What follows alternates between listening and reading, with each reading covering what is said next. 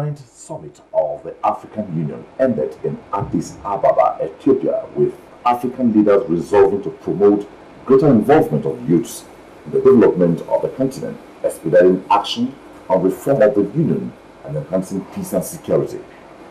In recognition of his anti-corruption stance, African leaders endorsed Nigeria's President Muhammadu Buhari, to champion the annual theme of the African Union for 2018. It is on winning the fight against corruption, a sustainable path to Africa's transformation. The choice of President Buhari from reports is recognition of his administration's demonstrable commitment and glowing success in the fight against corruption in Nigeria and globally. President Buhari has been a major inspiration to Africa in frontally combating corruption and bringing positive change towards building a sustainably and prosperous Africa. I believe you won't stay steps away. On this edition of Diplomatic Ties, we shall dwell on the implications of this decision for Nigeria and sundry matters. My guest is His Excellency Ambassador Samuel Wodi Jimba, former Nigerian ambassador to Poland. So, Excellency, it's my pleasure to welcome you to Diplomatic Ties. Thank you very much. It's always my pleasure to be here. So that will be the focus on Diplomatic Ties today. We shall be looking at the aftermath of the 29th African Union Summit and sundry matters.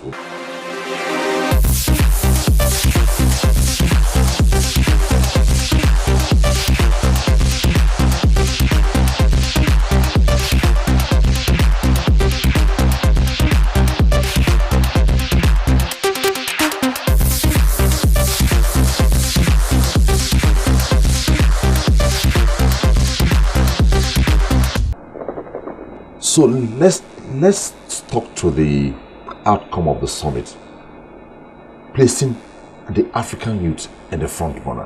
What do you make of this? I think that's a very interesting proposition. The reason is that whether we like it or not, the leaders of today will give way way to the younger generation, one way or the other. And for the African Union to begin to know that the African youth is the holder of the 21st century Africa, is a great encouragement for the younger generation, because you would find that there has been a generational change, both in thinking and in perspectives. In the 21st century, the tools and the means of production of the 20th century are no longer relevant. In the 21st century, it's a knowledge-driven economy. And when you have these young people who have grown with ICT, grown with various gadgets, coming to lead Africa, you will see that they will be the ones that will define the economic prosperity of Africa by the knowledge, by the tools that they have and at their disposal. Okay. So it's a great encouragement for the young people. Okay, at the 28th summit, where it was clear that it was focused on the African youth, this is just a follow-up to it. Some opinion was that if the African countries don't reject the economy to suit entrepreneurship, to encourage startups, this may not work. What do you make of this? Well, that's very true anyway, because you see, you find that the leading companies of the world today are the ones that have been generated through small startups. Take Facebook, take Twitter, take WhatsApp, take all of them. You find that these were companies that were generated by the young people, young minds, I can say. And if Africa can focus on small startups from her youths, who are very creative. You know, the young people are very creative. They are very imaginative. And if at this summit, a recognition has been given to the fact that the creativity of the African youth can be harnessed for economic prosperity, then we are done for good. Okay, but if the youths are complacent and lackluster, despite the fact that the AU is urging its members to give them a pride of place, will it work? I don't subscribe to the fact that the African youth are lackluster. I don't subscribe. I say if they decide to be lackluster about it, or complacent about it. I think I say this because in some of the African countries, governance is an issue. You have crisis here and there. If this is not resolved, do you think the African youth... I want to look at it from the perspective of creating a platform for the youth to be proactive. Okay. It's not that they don't have the ideas. It's not that they are not. It's not that they are conversant. It's just that the platform has not been created, an opportunity has not been given to them to enable them exhibit their creativity and knowledge.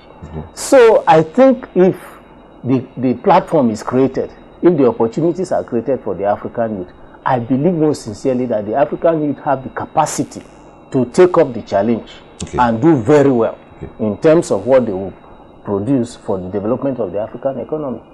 That leads me to the next question.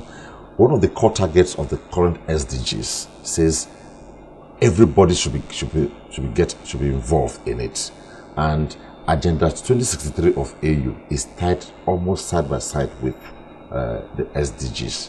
So how can we domesticate it so that it will fuse together? Well, you see that the SDGs generally are talking about, one, economic empowerment, girl education, youth development, the water development, all sorts of things. Actually, what we'll have to do now is to probably channel our budgeting system towards fulfilling these objectives. Because each country, in fulfilling the SDGs, will have to look at its areas of strength and weaknesses. In those areas where you are weak, you put in a lot of funding, you put in a lot of activity there so that you develop it. For example, there are issues of, like we have said, opportunities for youth. And the SDGs have, focused, one of the focal points of the SDGs is youth empowerment. So if in Nigeria we are able to create sustainable programs that exposes youth to economic activities and economic opportunities, I think it will be very, very good. Added to that is the fact that we must, as a country, begin to look at areas where we need to change our economic standpoints. Hitherto we have, like I would say, a mono economy based on oil. Very good now that the government is looking at agriculture. For example, in the last 2 weeks, we've heard that Nigeria has started to export yam and other agricultural products. If we are able to sustain this, the young people will go into agriculture. You will take out unemployment. The young people will be the ones that will be the big entrepreneurs, because, of course, somebody 50 and above may not understand the basics of international trade now. But the younger ones will understand it. They can create their website, they can create their Twitter accounts, they can create all their accounts and market yam from their bedrooms. And they will do very well. So I think that to domesticate it means that we look at our areas of strength and weaknesses, and then on our annual budgets begin to focus on those areas where we can develop the young people, so that by the end of the 20-year period of the SDGs, we will have concrete results to show for the world to see. Now, let's speak to the 2018 summit now, which Nigeria openly, because of its stance on the fight against corruption, with Mr. President spearheading, has been given the opportunity to analyze and process towards that. But first of all, what implication for this decision by the AU? I think it's a very welcome development. It's a strong support on this government or this administration's anti-corruption stand for your colleagues in Africa, for your peers, to say, look, you're doing a fantastic job. We like what you are doing. Because from ab initio, you should know that each country is independent. They don't have to recognize what Nigeria is doing, but they did.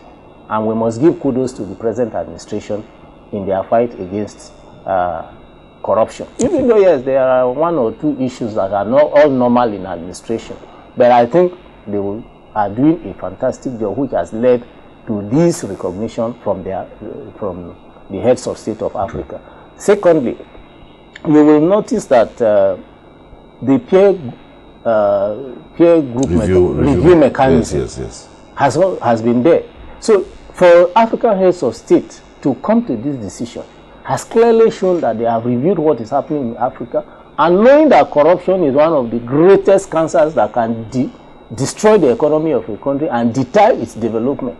They have found that for Africa to move forward, we need to all battle corruption in its various facets. And I think a recognition of the fact that corruption has deterred development in Africa, and then giving Nigeria the leadership to lead it at the next summit is something that we must applaud, and everybody must be happy about. So what lessons for other African countries? Well, the lessons are simply this, that you don't allow corruption to become endemic in your country. Because once it becomes endemic, it becomes much more difficult to root out. And all the problems you are seeing in Nigeria, because the corruption has become too endemic. Everybody, not just the politicians, the civil service, the military, everybody became corrupt. And in order to uproot it, it will take a longer time than people think. But the fact of the matter is that we are on the way, we are getting recognition, Nigeria is being applauded, and as we go on, hopefully we will sustain this battle and the whole of Africa will be the better for it. Okay. Now, it's a tall order. It looks simple, but it's a tall order to be the one to design the next summit, the 2018, to fall in sync with the central theme. How can this be? How will it be handled from your experience as a diplomat? Yeah, first of all, you know that Nigeria has created institutions to fight corruption. The Economic and Financial Crimes Commission, the ICPC, the other agencies, the strengthening of the judiciary. These are institutional reforms that are necessary to fight corruption. Okay. Now, what will happen now is that Nigeria will have to sit. There is an AU commission, all right, an AU agency created by Nigeria and is seated in Addis Ababa. They will have to sit, begin to think about how we will do this, and then Nigeria will have to bring people from that agency, people from the Ministry of Foreign Affairs, people from the institutions that have been created in Nigeria to fight corruption, to begin to create a roadmap for Africa. If you notice at the last Federal Executive Council, a roadmap for fighting corruption was approved.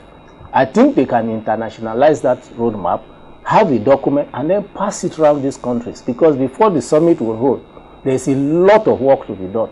So, but Nigeria developing a concept paper through its various agencies will now present this to various countries. They will look at it, they will make their own suggestions, and eventually a concrete roadmap that will be applicable for the whole of Africa and for which all African nations can sign. I think the outcome of it will be that there will be a document that all African countries will be mandated to sign as a roadmap towards fighting corruption in their countries. For example, I mean, this may be a bad example. You know that most Nigerians ship their cars to some of the neighboring countries. I don't want to name them, all right, because they feel that, well, they can come in, you know, through the back door and bring the cars to Nigeria. If there is a general protocol on fighting corruption, then you will find that whether you import your car, export your car to one of our neighbors, or you bring it to our ports in Lagos, you have the same tariff, you have the same situation, you have the same fees you have to pay. You eliminate all of that corruption. So I believe that, knowing that we have a lot of intellectuals in the Ministry for Foreign Affairs, at the AU Commission, and in the various agencies that fight corruption in Nigeria, a meeting of all those agencies will bring together a very good concept paper, which can then be distributed to other African countries.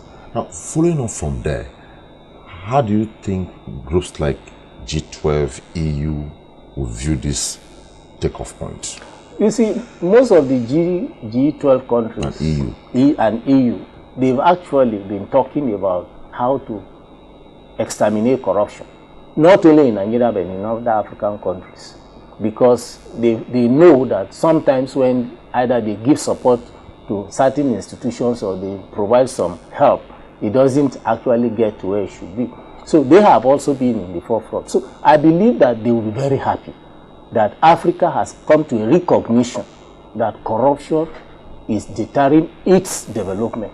And they will give a lot of support to it. So will this somehow enhance maybe the support to get the loots taken away from most African countries back to Africa? Yeah, there is a lot. If they see a positive stride? Of course, definitely, because right now there are a lot of protocols that Nigeria and those countries have signed. And they are returning it if you can prove, you know, that these monies were looted. And Nigeria has been doing quite a fantastic job at the international level of proving where individuals have taken out money. Because you see, you need to show how it was taken out, how it was, the benefits of a corrupt act. Okay. And then when you get that to the other countries, they are always very willing to return the money. And of course, the money is returned with the proviso that is plowed to the development of the country, sometimes to specific projects, sometimes to specific issues in the economy. Okay. Some opinion reason that maybe it is high time Africa for once tries to solve its own problem from within. I remember in the last peer review mechanism chaired by Uhuru Kenyatta of Kenya, he said that it was high time Africans looked inwards to leapfrog and take their problems by their hands and solve them. Because most of the times when maybe funding comes from outside, if it came from outside, we do what we like with it. But if it's coming from inside or from within, we'll take it more serious. So do you think this play, because already Robert Mugabe of Zimbabwe had to sell cattle in Zimbabwe to support AU. I think he donated about $1 million to say that this is a move for Africa to donate things within Africa, not to look elsewhere. What do you think of this? I think it will enhance accountability. Because, you see, once you know that, look, this money, the person who gave it to me will see what I did with it. Of course, it will enhance accountability, because every year when they go for summit, for their summits, the AU Commission will prepare papers, accounting papers, for all the heads of state to see. And so if, for example, like say Zimbabwe donated $1 million, and they will see concretely where this money went, what was done with it, who handled it, and whether the objectives for donating that money was fulfilled. Then everybody who is in that line to spend the money will have to be very, very careful, because you know that the head of state of the country that brought that money, or of the countries of Africa, are going to look at these papers. And I don't think you want to spoil your name. Okay. Because if you are found to be unaccountable for the money that African countries donated for Africa, then you are in deep problem, because your head of state is also watching. And, oh, my citizen did this. And you are in a very bad trouble. Well, I'm happy that... I think it will enhance transparency and accountability. When the anti-corruption crusade started in Nigeria, even some African countries saw it as a joke, in as much as they know Buhari to be a man who has always been a fighter of corruption. And now it has gotten to this level. So what lessons for those in opposition who felt it was a joke of the century? No, I think if we must say this, what the head of President Buhari did was to strengthen institutions, make sure that the institutions were working the way they should. Because as an individual, he can't fight corruption, but the institutions can fight corruption. The institutions can take will do a great work of either prosecuting, investigating, or finding out where these corrupt practices took place. Okay. So first of all, we must commend the government for doggedness, standing firm in the face of people not believing that what you are doing is good. Secondly, I think that the government and President Buhari himself, as they were very, very resolute.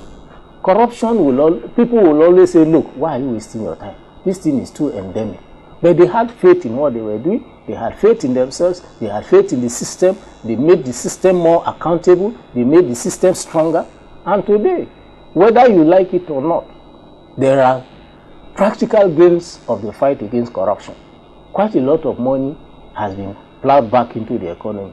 The president, before he left, said, look, the monies that we are taking back, we are using it for certain development issues. Right? For example, I know that in the 2017 budget, part of the budget was predicated on the monies that were, brought back by those that were caught in corrupt acts. So these are very, very good things. And I believe that if African countries, all of us, will be on the same boat, on the same train, towards getting all the monies that were stolen back into the economy and plowing it into developmental issues, I can bet you that Africa will be a different place in the next few years. Okay, before we go, G12 just rose. G12 Africa. G12 Africa. Well, you see, it's possible to have the big brothers of Africa coming together to define how international business should be done in Africa. Because you see, we need to trade amongst ourselves. Okay.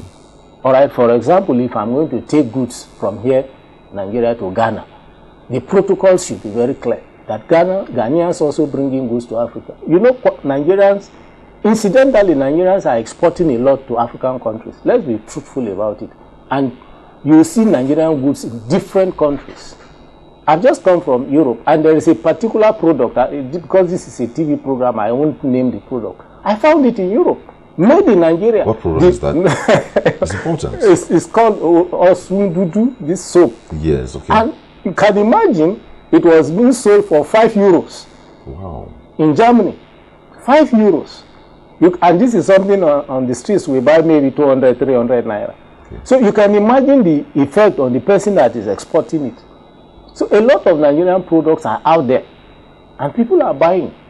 And so I believe that if there is this meeting of the big countries of Africa, South Africa, Nigeria, Ghana, Kenya, you know, and some of the North African countries, I believe that a coming together and think, you know, of equal minds and thinking how we can grow our economies to export to each other's country, it will help a lot of us. And she's pushing on the fact that, look, United States, there are practical problems of global change. I mean, climate change, global warming, for example. You can see that there's a lot of rains. The last winter in Europe was one of the most severe since history. So things are changing. And then these are all as a result of various things that are side effects of the climate change. Yes. And US withdrawing is not helping matters. In fact, even within the United States, there's a lot of opposition because we know that, you see, look, don't push the world to a break point. If we continue to use the kind of fossil fuels and other things that we are using, we are warming up the environment, and ultraviolet rays are coming down and beginning to mess everybody up and introducing all sorts of problems which Africa does not have the resources to solve. So I believe that this conference is going to, you know, speak to the American president, speak to his conscience, speak to his policies, and say, look, these things, let's do it for the whole of the world. Yes, I know you want to promote your economy, but don't promote your economy to the detriment of other parts of the world. Mm-hmm. So I believe that he will listen. Okay. So as a take home, what message do you have centrally, globally, ahead of the 2018 summit, which is tied around Nigeria? Well, in Nigeria, first of all, let us support the anti-corruption crusade of the present administration. Because since we have been recognized as a leader, we cannot afford to be seen to be playing pranks with it any longer. So whoever you are, as long as you are a Nigerian, we have to show determination, we have to show absolute support to the anti-corruption crusade of the administration. And the administration itself should make sure that there are no sacred cows. Corruption is corruption, whether it is, you know, perpetuated by my father, whether it's perpetuated by my wife, whether it's perpetuated by my child. Corruption is corruption. You must deal with it at that level. Okay. So there are no sacred cows. Nigerians must support. Once we see, the world sees that Nigerians are united against corruption, the whole of Africa will follow. Nigeria is the leader of Africa. No doubt about that. Other Africans will definitely follow. So I believe that should be the take-home, that all of us must be in the same boat as a country, support our president, support this administration in fighting this corruption. Okay. Excellency, thank you so much. It's always It was nice chatting with you. Thank you very much. My guest today has been His Excellency Ambassador Samuel Wodi Jimba, Nigeria's former ambassador to Poland. Hope you had a good time on the program today. Thanks for watching. Bye-bye.